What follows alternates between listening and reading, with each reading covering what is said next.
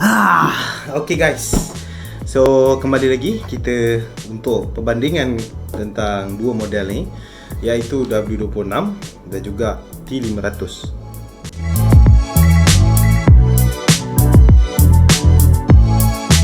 Jadi untuk perbandingan kedua-dua ni, apa yang aku dapat adalah result dia agak menarik untuk kita lihat, kerana kedua-dua, walaupun kedua-dua ni menggunakan chipset yang sama, iaitu MTK 2500 something tak ingat, tapi result dia berbeza disebabkan oleh maybe dia punya programming dan sebagainya.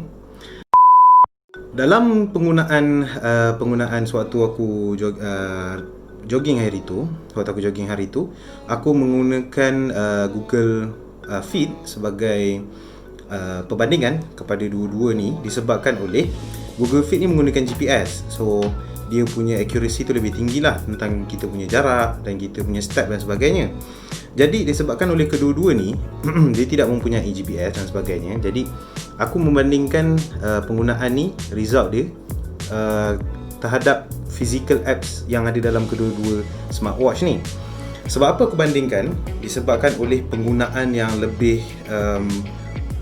tepat untuk korang guna di waktu korang nak jogging dan sebagainya. Tak perlu lagi bawa phone dan sebagainya kan. Jadi so korang set apps ni dan kita tengok mana lebih dekat punya result. So seperti apa yang telah kita bincangkan tadi, aku mendapati bahawa Google Apps adalah result dia seperti ini. Seperti ini. Kemudian result bagi W26 adalah ini.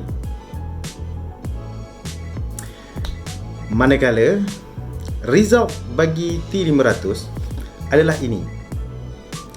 Jadi kita bandingkan, aku letakkan tengah-tengah ni Google Fit, sebelah sini T500 dan sebelah sini W26. Kita tengok perbandingan antara dia punya digit tu. Jadi setelah aku bandingkan, dia punya result kedua-dua adalah jadi kita punya result dekat Google Fit tu sebagai kayu ukur lah. Kita punya penentu. Jadi kalau result berbanding yang kita tengok daripada gambar yang aku dah tunjukkan adalah bagi W26, model W26 adalah 51 step lebih hampir berbanding result Google Fit. Tetapi bagi T500 adalah 302 step berbanding dengan Google Fit. Aku rasa lebih accurate, boleh katakan perbandingan antara accuracy untuk step, pengiraan step dan sebagainya adalah lebih baik dari segi W26, disebabkan lebih dekat dengan result Google Fit. And for the next part, let's talk about which one is better between these two model. Pada pandangan aku lebih memilih W26 disebabkan oleh interface dia yang kita cerita first kali pasal sport, penggunaan sport.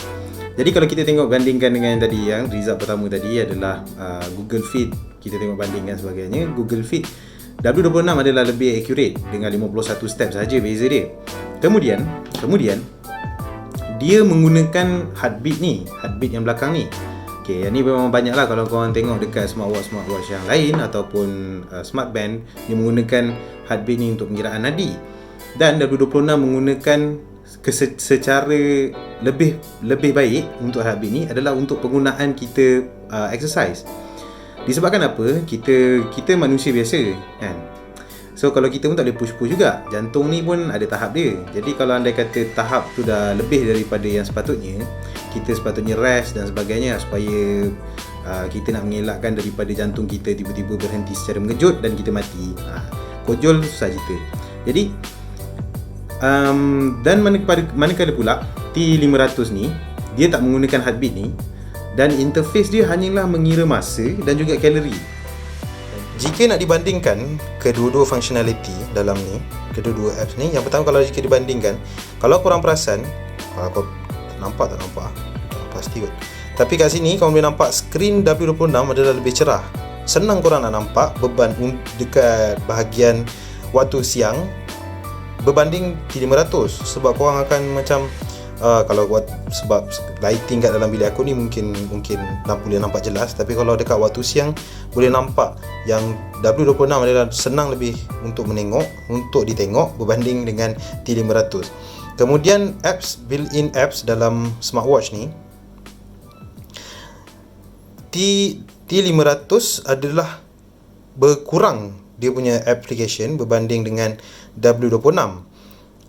Okay, kalau nampak kat sini kan, sound recorder ni pun dia just mimik je lah. Dia bukannya ada function pun. So korang kena ada storage dalam ni, storage kecil je, so korang tak boleh guna sebenarnya actually yang sound recorder ni. Lepas tu daripada segi apps, okay, yang ni adalah lebih banyak disebabkan oleh, korang tengok kat sini dia ada temperature, kat sini tak ada temperature. Okay, suhu badan, ECG dan sebagainya, blood pressure kat sini ada. Tapi aku lebih yakin dengan W26 sebabkan oleh penggunaan waktu jogging yang aku test hari tu.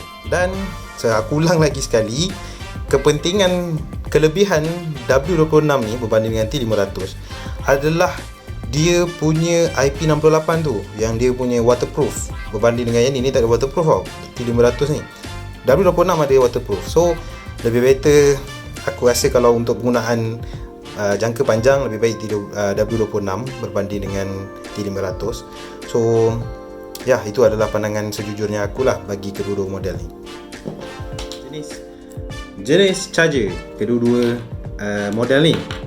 Kalau model T500 dia tak ada magnet tau dekat bahagian belakang ni. So dia loose. Okay, dia magnet dia ada tapi loose lah, tak strong. Berbanding dengan W26 yang menggunakan magnet. Okay. Okay, baru cabut. So lebih struggle lah dia punya magnet ni, lebih baik. Jadi sampai di situ saja geng perbincangan tentang perbandingan dua smartwatch yang ada dekat pasaran sekarang ni, W26 dan juga T500. Aku nak ucapkan terima kasih kerana sudi meluangkan masa untuk menonton video yang tak adalah cantik dan baik ni tapi hanyalah pandangan peribadi bagi kedua-dua smartwatch ni. Jadi aku nak ucapkan sekali lagi terima kasih kerana sudi menonton. Jangan lupa share, like and subscribe. Thank you guys.